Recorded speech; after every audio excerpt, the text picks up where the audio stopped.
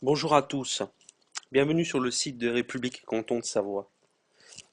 Pour vous parler d'abord de l'ensemble du projet qui est exposé sur ce blog, c'est d'expliquer que après la fusion de la Savoie et de la Haute-Savoie qui progresse plus vite que prévu, l'ONU a confirmé en mars 2010, c'est tout récent, que le traité d'annexion et non de rattachement, je dis bien d'annexion de 1860, n'a pas été réenregistré en 1947 au lendemain de la Seconde Guerre mondiale, que la France devait resigner ces traités, notamment avec ses pays voisins, dont l'Italie.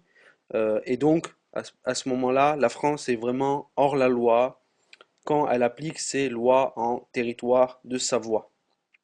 C'est-à-dire qu'elle n'est plus propriétaire de ce qu'on appelle aujourd'hui la Savoie et la Haute-Savoie, ce qui était sous Napoléon, le Léman et le Mont-Blanc. Donc, pour nous, Savoisiens, Savoyards, Savoisiens, c'est de décider ensemble, par un référendum, si nous souhaitons rester citoyens français, puisque nous sommes citoyens français, nous avons quand même la nationalité française, le sol appartient à la Savoie et à ses habitants, mais nous sommes tout de même citoyens français de par notre naturalisation à la France. Donc savoir si nous souhaitons rester citoyens français ou si nous souhaitons s'émanciper, devenir indépendants. Donc délaisser la citoyenneté française pour une citoyenneté savoisienne, euh, même pour les gens qui préfèrent garder au moins la double nationalité. Une troisième voie est possible, se rattacher à la Confédération helvétique. Vous savez que la Suisse n'est pas un pays, en fait c'est la réunion de 26 pays, ce qui sont des républiques, à la fois des républiques et des cantons, par exemple la République et canton de Genève ou du canton de Vaud, c'est-à-dire que chaque canton en fait est une république, est un pays, et ensemble se fédèrent autour d'une confédération. Et il n'y a pas un seul président en Suisse, il y a 7 présidents pour que les décisions soient bien prises de manière démocratique, et ça fonctionne tout à fait comme ça. Je vous rappelle que le revenu moyen est de 4000, environ 3000-4000 euros en Suisse, pour un Suisse. Donc c'est une politique qui marche très bien, qui se développe, discrète, internationale et qui fonctionne. Donc la Savoie, nouveau pays de Savoie pourrait être indépendant, mais aussi indépendant en confédération helvétique. C'est-à-dire qu'on aurait les avantages d'être indépendant, mais aussi d'avoir le soutien des autres cantons suisses, notamment en transport, en la monnaie, de sortir de l'euro et d'avoir le franc suisse, l'euro qui pourrait encore être dévalué dans le futur, de sortir de l'Union européenne qui ne marche pas et qui impose beaucoup de taxes. Et on parle déjà d'une taxe non seulement française mais aussi européenne, comme aux États-Unis où on paye la taxe de l'État et la taxe fédérale, c'est-à-dire par exemple à New York c'est 4% pour New York et 4,5% pour les États-Unis, donc ils ont 8,5% de taxes. En France, on est déjà à 19,6%, on pourrait rajouter peut-être encore 3 ou 4% pour l'Europe. Donc c'est encore des taxes qui vont s'annoncer pour l'Europe. Il faudra travailler plus avec le système des retraites, etc., etc. Enfin, le système français, notamment éducatif, etc., part en dérive. Il y a l'immigration qui est de plus en plus pressante. Donc déjà, l'intérêt dans un premier temps, de fusionner les deux régions, les deux départements, Savoie et Haute-Savoie, pour ne faire plus qu'une seule région. Ça a été la méthode de Napoléon, enfin l'ancienne politique française, de découper la région en deux pour que l'on soit plus faible, pour nous diviser. Donc la politique aujourd'hui est de nous rassembler ensemble dans une même Savoie, et ensuite de décider sera notre sort de notre territoire. Est-ce qu'elle reste française? Est-ce qu'elle devient indépendante? Et si elle devient indépendante, si elle choisit de se rattacher à la Confédération helvétique. Donc on parle ici de transport, de communication, de finances, de monnaie, etc. Je vais vous montrer un peu le blog, quelques articles. Donc là, les frontières de la Savoie, qui était donc la dernière du royaume de Sardaigne, où on a Nice Nice comment dire, est concerné par la politique de rattachement et pourrait également demander son indépendance. Mais Nice s'intègre aujourd'hui dans le paysage français, euh, est un bon carrefour entre la France et l'Italie, avec Monaco, etc. En revanche, la Savoie a gardé vraiment sa culture savoyarde. euh, Elle a une histoire, une culture qui lui est propre. Je vais en parler plus bas.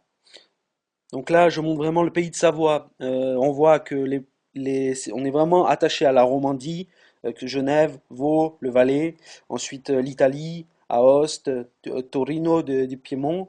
Et on est dans une culture alpine, avec les Hautes-Alpes, etc.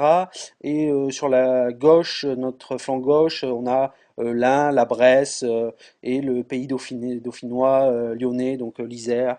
On est vraiment une politique frontalière, régionale, qui est assez, comment dire, qui nous représente en Savoie, et on ne s'inscrit pas vraiment dans le paysage français actuel, avec toutes ces disparités régionales. C'est vrai qu'on a su garder en Savoie une culture bien à nous. Donc là, on voit les villes les plus importantes ou proches dans les Alpes. Donc on est plus, comme vous le voyez, tourné vers l'Est, vers les pays germanophones, comme la Confédération helvétique ou italienne, que vers la France, l'Angleterre, la Belgique, l'Espagne, etc. On a vraiment une orientation qui est plus à l'est qu'à l'ouest que n'est l'Europe. On voit bien que nous sommes un pays arpitan.